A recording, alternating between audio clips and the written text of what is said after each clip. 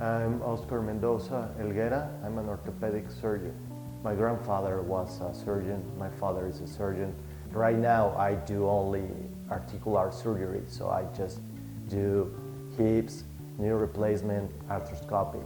The thing that I like most is to see how the people return to walk and do the regular life that they had before the accident or before the disease. In the United States, for example, in Baltimore, we saw 80 patients in clinic. You can only give to the patient 3 to 5 minutes.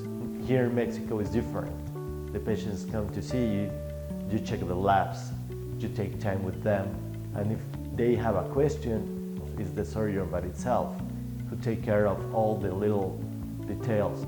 The patients stay here until they remove the stitches or the staples.